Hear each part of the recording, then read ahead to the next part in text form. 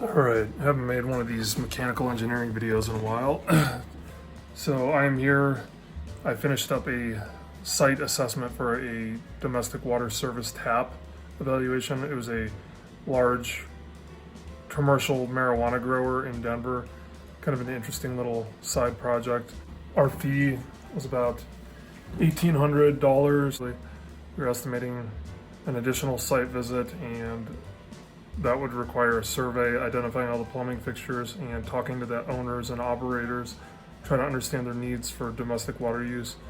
We determined that they would have 2 new reservoirs for fertilizer mixing water for the clone plants, and then the other reservoir for just the other plant areas. I don't know all the ins and outs of the grow operations, but basically we evaluated the space and we found that it was undersized. I'll show you how to do that.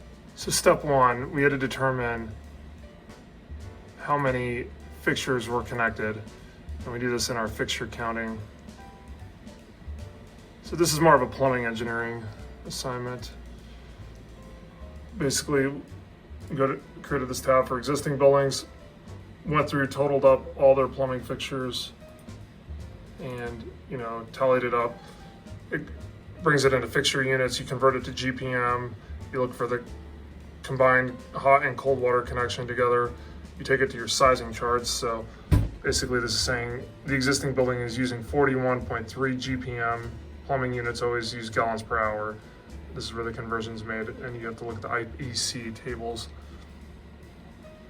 We also needed an interesting part of this. We had to go through, and so these are the site photos. That's the water meter down there, identified where that's coming into the building. The sidewalk, they are draining water out of their loading dock to wash their equipment. That is a stupid way to do it. A lot of these warehouses in Denver have been converted to these large commercial growers. This is about 45,000 square feet on the inside. Right now what they're doing is draining all their water down these mop sinks. Stupid. I'm recommending they upgrade their sanitary systems.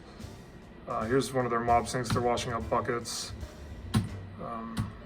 These irrigation systems. An interesting item in this project, they've got a lot of these evaporative coolers in the space, which means they are undercooled. They need to upgrade their cooling system. These are the glowing lights in the grow rooms.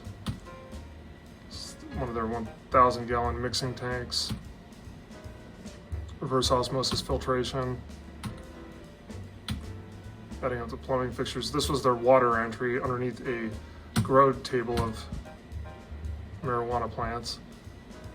It's a 1-inch service. Call the water service provider. Old ghetto kitchens. Had to add up all the fixtures. It's the water tap. So yeah, they need to go to 1.5 inches, we found, in these plumbing calcs. And then his new operation, he wants to use 2 1,500 gallon mixing reservoirs.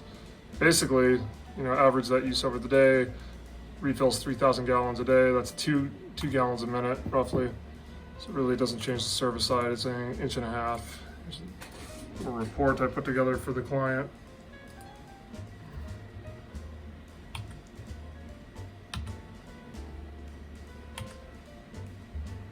Plumbing tables, existing load, future anticipated load. See, and what they're doing with this, some of our findings and recommendations: replace existing 1-inch tap with 1.5 inches, provide 2-inch backflow preventer and floor sink, provide new 2-inch service lines to the reservoirs. I think I mentioned, use copper piping, consult with plumbing designer, plumbing engineer to design upgraded water service and sanitary drainage. The existing drainage had issues. They were doing a lot of manual operations. I recommended going to a water reclaim system to save on utilities, water usage, and labor. Some mold issue potential. So I also recommended getting a mechanical assessment of the loads in the space and make sure their cooling equipment is properly dehumidifying the space. There's their service tap fee, 42 grand. To upsize their 1.5 inch service. This is a plan of the space. We're gonna provide the new water service, come over 2-inch piping to each of the reservoir areas. So yeah, that was just that's one of these assessments, and I like doing those because for a couple reasons. It's something different as an engineer. Instead of just doing design all the time, you actually get out to the building and think through their problems, try to solve what they need to accomplish, and it leads into design contracts. So for example, you saw in my recommendations, I said, consult with a mechanical engineer or a plumbing engineer to get these systems sized correctly if you want to move forward with the design contract. This client is going to have multiple projects, so I feel like they're going to break it out in phases for us to continue doing work with them, which is nice. And I wanted to check my fee that I put together on this one. And our fee was $1,900, so $1,900 for about 8 hours of work. It's pretty good if you can get these consistent and profitable. But yeah, just another example of mechanical engineering at work.